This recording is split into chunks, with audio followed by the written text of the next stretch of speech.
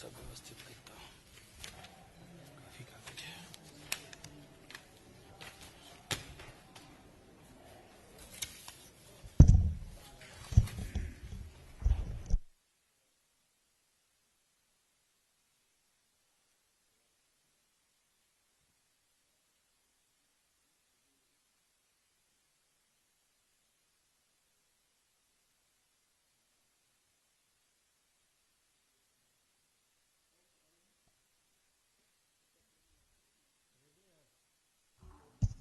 सब लोग रेडी?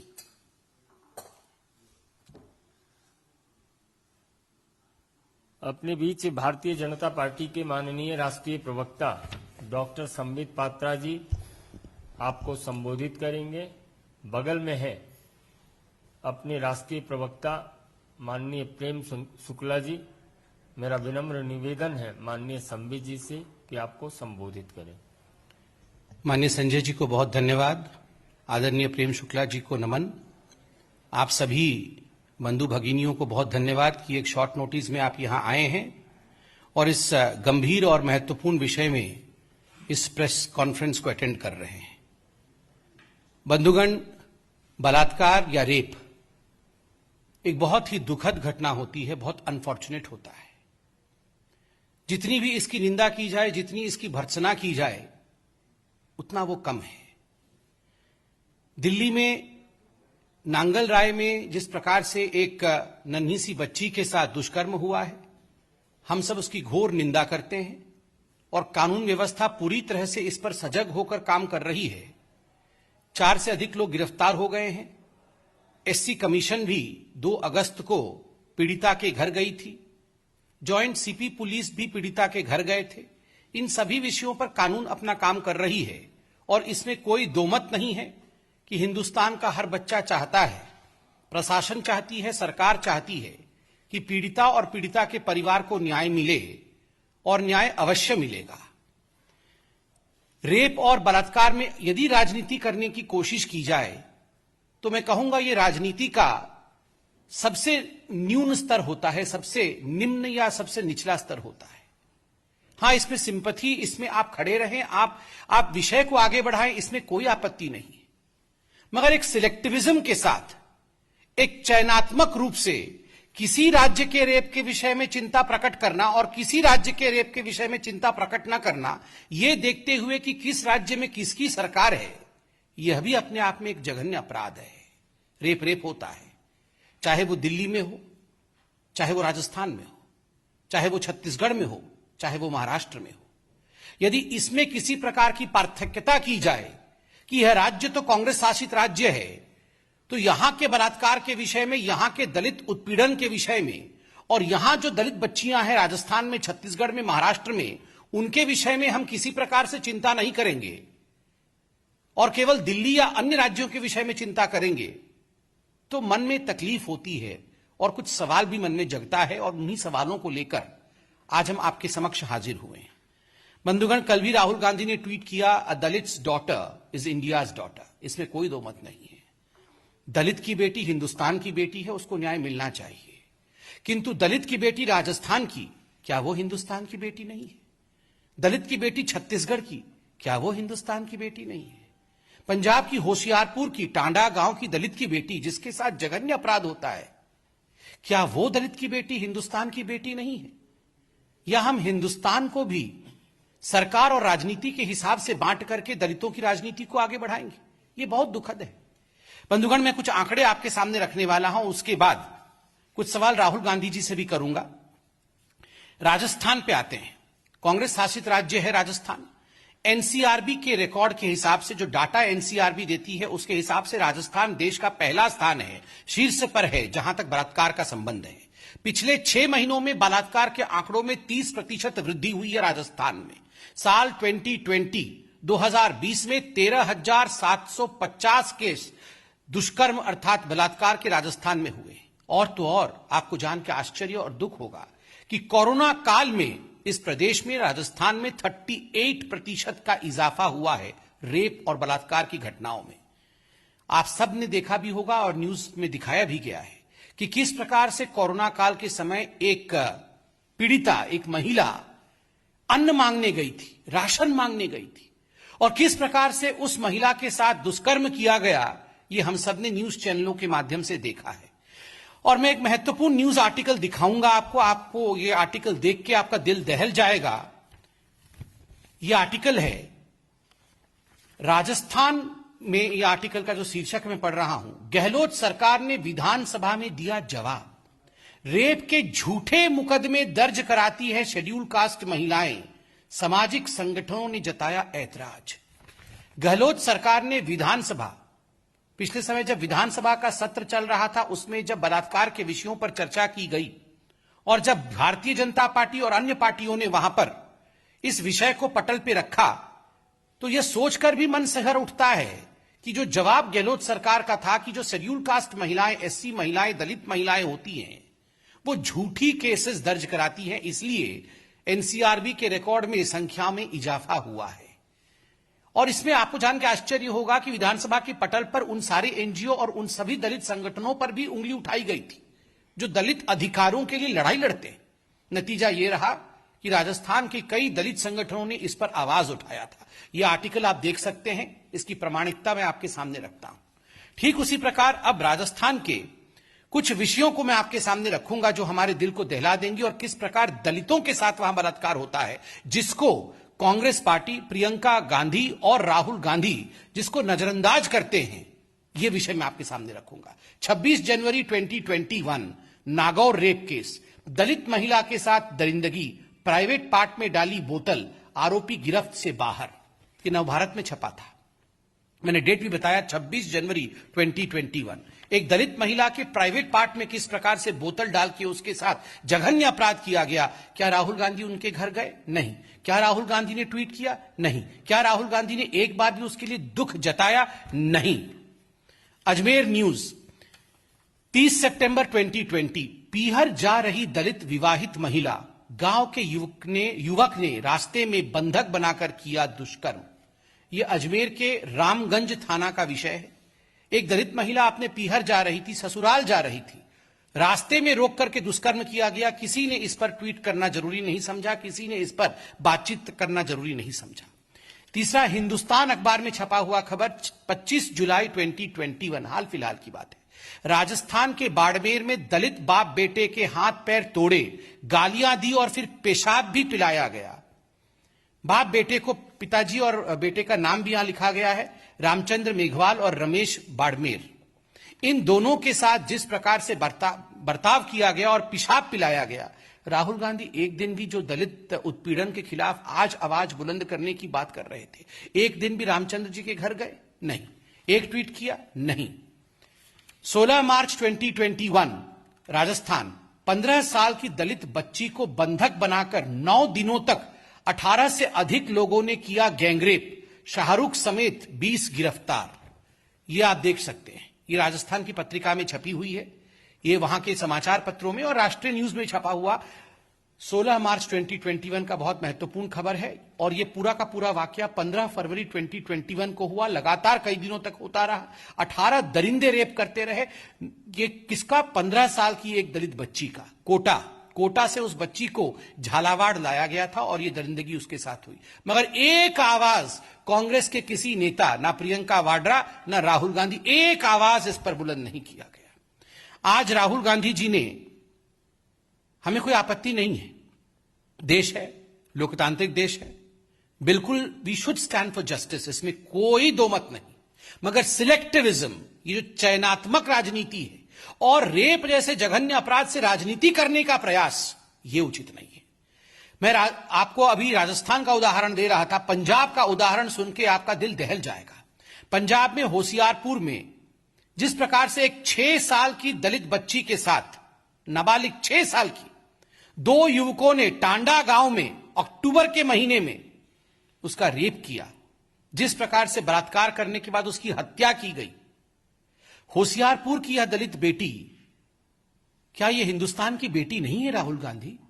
क्या आप एक बार भी होशियारपुर के उस गांव में, टांडा गांव में जाकर उस बेटी के माता पिता से मिले?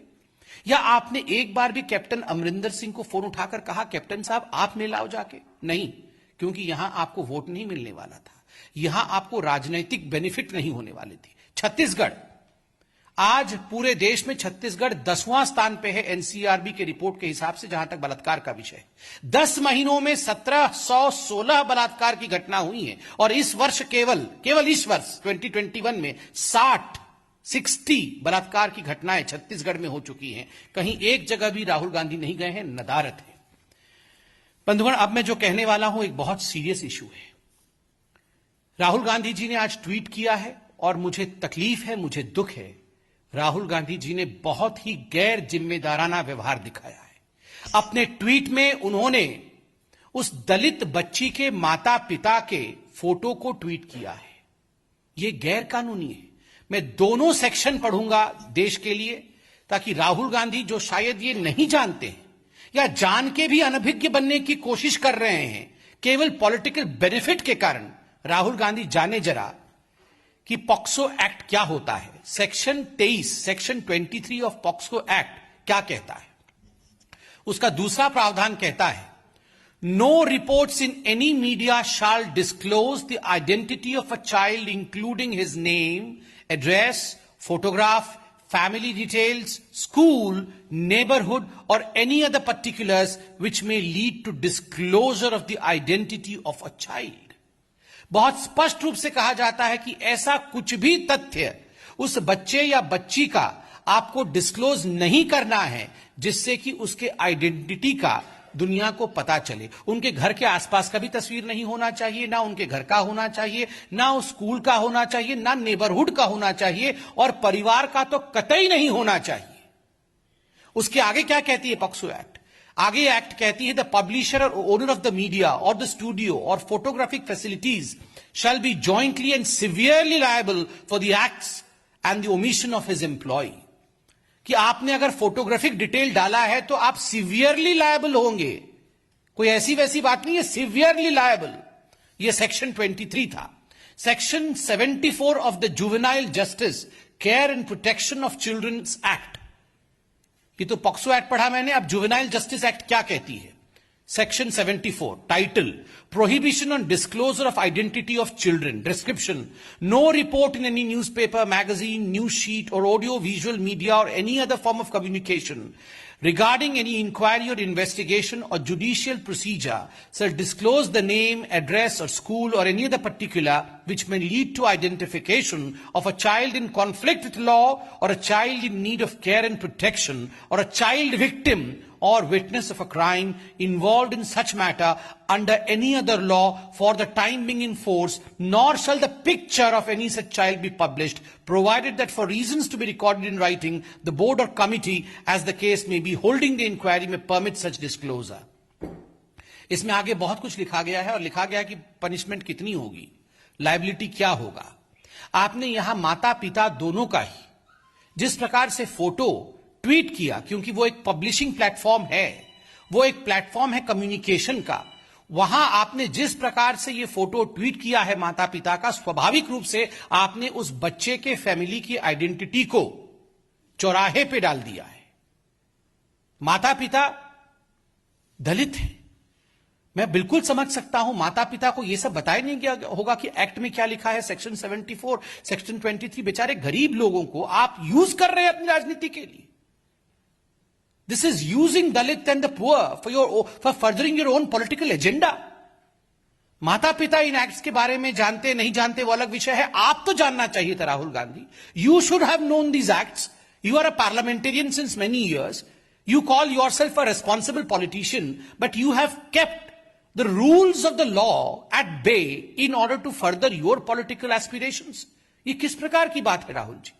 और मैं आज इस मंच पर से भारतीय जनता पार्टी की तरफ से national commission for protection of child right NCPCR से यह निवेदन करूंगा कि तत्क्षणात जल्दी से जल्दी राहुल जी द्वारा जिस प्रकार से दोनों एक्ट्स का उल्लंघन किया गया है, सेक्शन 23 ऑफ पॉक्सो एक्ट और section 74 of the juvenile justice care and protection children act, इसका संज्ञान एनसीपीसीआर ले और राहुल गांधी को नोटिस इश्यू करे। मैं एनसीपीसीआर से यह भी कहूंगा बीजेपी की तरफ से कि no one is a VIP, कोई वीआईपी नहीं होता है, कानून सबके लिए बराबर होता है, संविधान सबके लिए बराबर होता है, इसलिए यथाशीघ्र आज मैं ये डिमांड बीजेपी की तरफ से रख रहा हूं, तमाम पीड़ित और बच्चों की तरफ से रख रहा हूं कि एक नोटिस राहुल गांधी को जारी किया जाए और राहुल गांधी जी आप जवाब दें। नोटिस आना नहीं आना ये तो एनसीपीसीआर का विषय है, मगर राहुल गांधी जी इस प्रेस कॉन्फ्रेंस के बाद आप एक प्रेस कॉन्फ्रेंस करके जवाब दे कि आपने ये गैर कानूनी काम क्यों किया है। Thank you so much. Any question is welcome from your side. Neeraj ji. Arvind Kejriwal ji ने भी ट्वीट किया है। उन्होंने ये कहा है कि मैं बच्ची के परिवार से मिला, उनको 10 लाख की मदद दी, लेकिन केंद्र सरकार की कानून व्यवस्था पर सवाल खड़ा किया कि मैं केंद्र सरकार से भी अपील करता हूं कि दिल्ली कानून व्यवस्था दुरुस्त करे और हमारा सहयोग है। देखिए, जहां तक अरविंद केजरीवाल जी का सवाल है, वो यहां के चीफ मिनिस्टर हैं, वो गए, किंतु हर विषय पर राजनीति नहीं करना चाहिए और उनको ये पता होना चाहिए कि इस विषय में कानून व्यवस्था कैसे काम कर रही है। 4 लोग गिरफ्तार हो चुके हैं। सारी वो धाराएं, चाहे SC/ST एक्ट हो, चाहे दुष्कर्म के एक्ट हो, ये सारी धाराएं लगी हैं और ज्वाइंट CP पुलिस भी वहां गए हैं, पहले गए हैं। 2 अगस्त को SC कमीशन गया है। सारे कमीशन, सारे कमिटीज, पुलिस इस पर तत्परता के साथ काम कर रही है। हम सिर्फ इतना ही निवेदन करेंगे, जघन्य अपराधों पर कभी भी राजनीति नहीं होनी चाहिए। इस पर एक होकर हम सबको स्वर उठाना चाहिए और जस्टिस दिलाना चाहिए, मगर ये सिलेक्टिविज्म, ये चयनात्मकता नहीं चलने वाली है। ये सिलेक्टिविज्म कभी नहीं होना चाहिए। रवि जी। प्रियंका गांधी ने भी ट्वीट किया था और कहा था हाथरस से लेकर की और दिल्ली तक सभी जगहों पर अत्याचार हो रहा है और केंद्र सरकार आंख मूंद कर बैठी है। प्रियंका वाड्रा जी से हम पूछना चाहते हैं, जब राजस्थान का हमने यहां पर उदाहरण दिया, राजस्थान में बलात्कार होता है, जब होशियारपुर की दलित लड़की के साथ दुष्कर्म होता है तो वो आंख बंद करके क्यों बैठी रहती है? कितनी बार वो राजस्थान गई, कितनी बार वो होशियारपुर गई है। और जहां तक दिल्ली का सवाल है, कोई आंख बंद करके नहीं बैठ रहा है। मैंने अभी आपको बताया कि किन धाराओं के अंतर्गत केस चल रहा है और किस प्रकार जो लोग इसके लिए रिस्पॉन्सिबल थे वो गिरफ्तार हुए हैं। पुलिस त्वरितता के साथ अपना काम कर रही है, मगर ये सिलेक्टिविज्म जो गांधी परिवार दिखा रही है, ये उचित नहीं है। रविकांत, टाइम्स नाउ, नव भारत। राहुल गांधी ने जो ट्वीट किया है उसमें लिखा है कि मैं न्याय के रास्ते पर हूं, जब तक पीड़िता के परिवार को न्याय नहीं मिल जाता मैं उनके साथ हूं, लेकिन यहाँ पर साथ ही उनकी जो पहचान उजागर कर दी है, तो समाज में किस तरीके का वो न्याय दिलाने गए। देखिए, इसमें 2 चीजें पता चलती है। पहला विषय जो उजागर होता है वो स्पष्टतः राहुल गांधी जी न्याय प्रक्रिया और कानून के विषय में बहुत अल्प ज्ञान रखते हैं। किस प्रकार से एक जुवेनाइल को एक्सपोज नहीं करना है, ना तो उसका नाम लेना है, ना उसके परिवार वालों को सामने लाना है, ना उनकी तस्वीरों को पब्लिश करना है, ये तो साधारण ज्ञान है। इसके लिए बहुत किताब पढ़ने की आवश्यकता नहीं है। और राहुल गांधी जो इतने वर्षों से पार्लियामेंट में बैठे हैं, इतना साधारण ज्ञान, कॉमन सेंस जिसको अंग्रेजी में कहते हैं, वो राहुल गांधी जी के पास होना चाहिए, ये तो हम सोचते थे। मगर आइदर ये कॉमन सेंस की कमी है या राहुल गांधी जी ने जानबूझकर इस प्रकार कानून का उल्लंघन किया है। ये तो तभी पता चलेगा जब राहुल गांधी इस पर अपना सफाई रखेंगे और एनसीपीसीआर उन पर कार्यवाही करेगी। हम ये डिमांड करते हैं। दूसरी बात है, राहुल गांधी जिस प्रकार से कांग्रेस शासित राज्यों पर कभी भी नजर नहीं डालते हैं, वहां न्याय की कोई डिमांड नहीं करते। वहां अभी किस प्रकार से आज राजस्थान एनसीआरबी के डाटा के हिसाब से नंबर 1 स्टेट है रेप में। एक बार राहुल गांधी राजस्थान के उन रेप पीड़ितों के घर गए जो दलित थे, एक बार उनके खिलाफ आवाज उठाई राजस्थान की सरकार के खिलाफ, एक बार वहां उन्होंने कहा I want to stand for justice? नहीं। जब राजस्थान में जघन्य अपराध होता है, then close your eyes, you open your eyes and you stand only when you feel you will have some political benefit out of it. This is something which is appalling. Sir, BJP प्रदेश अध्यक्ष आदेश मिश्रा वहां गए थे, उनका विरोध किया गया वहां के लोगों ने। देखिए, मैं इस विषय से अनभिज्ञ हूं, इस विषय को अवश्य देखेंगे। वहां तो लोगों ने यह भी विरोध किया है कि जो कांग्रेस के काउंसिलर है वो एक दिन भी इस विषय को लेकर आए नहीं। तो अभी मैं राहुल गांधी हाय हाय के नारे भी सुन रहा था टीवी पे, वहां पर वो बोल रहे थे। ये विषय अलग है। डेमोक्रेटिक कंट्री है, पीड़िता के पास न्याय के लिए जाना मना नहीं है, किंतु 2 विषयों को लेकर हमें घोर आपत्ति है। कभी भी सिलेक्टिव नहीं होना चाहिए, राजनीति नहीं करना चाहिए। आप जाइए, खड़े होइए, मदद करिए, सबको मदद करनी चाहिए, मगर राजनीति नहीं करिए। दूसरी बात, कानून का उल्लंघन कभी मत करिए। आपने पीड़िता के माता पिता के फोटो को जारी करके जघन्य अपराध किया है, इसमें माफी मांगिए। और एक डिमांड करता हूं, तुरंत, अभी प्रेस कॉन्फ्रेंस राहुल गांधी देख रहे हैं, तुरंत इस ट्वीट को डिलीट करिए। पहले तो ट्वीट को डिलीट करके अपनी संवेदना को दिखाइए, show your sensitivity by deleting the tweet at least. ये तो अभी प्रेस कॉन्फ्रेंस लाइव भी वो देख रहे होंगे टीवी पे, नहीं तो कम से कम जिस मोड से, ट्विटर के मोड से उन्होंने ट्वीट किया है वहां भी लाइव चल रहा होगा। तो कम से कम जो हमारी डिमांड है, पब्लिक की डिमांड है, प्लीज डिलीट योर ट्वीट, अपने ट्वीट को तो हटाइए।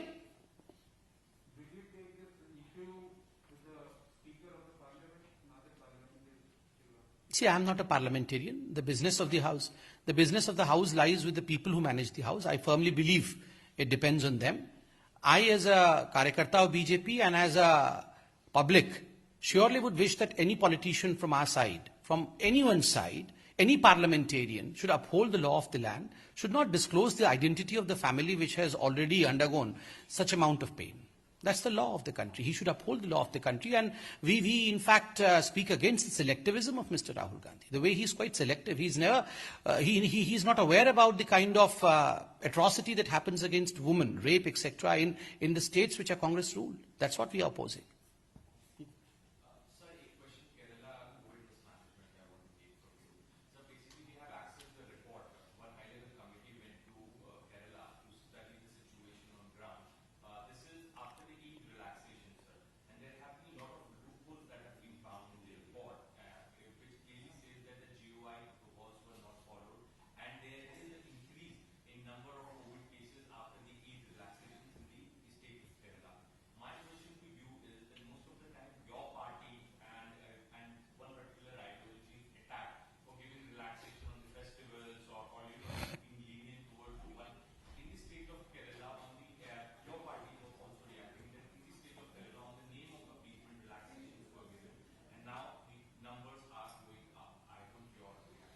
See, as far as the report is concerned, we are not aware of the report, but you have the report, you say.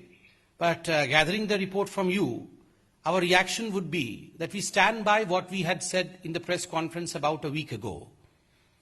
And if you would remember, we had said that the rise in the cases of COVID in Kerala, contributing to approximately 50% of India's cases, is primarily due to the politics of appeasement in Kerala, and especially because of the relaxations that were given to the COVID norms and the protocols during the Eid celebrations for 3 days.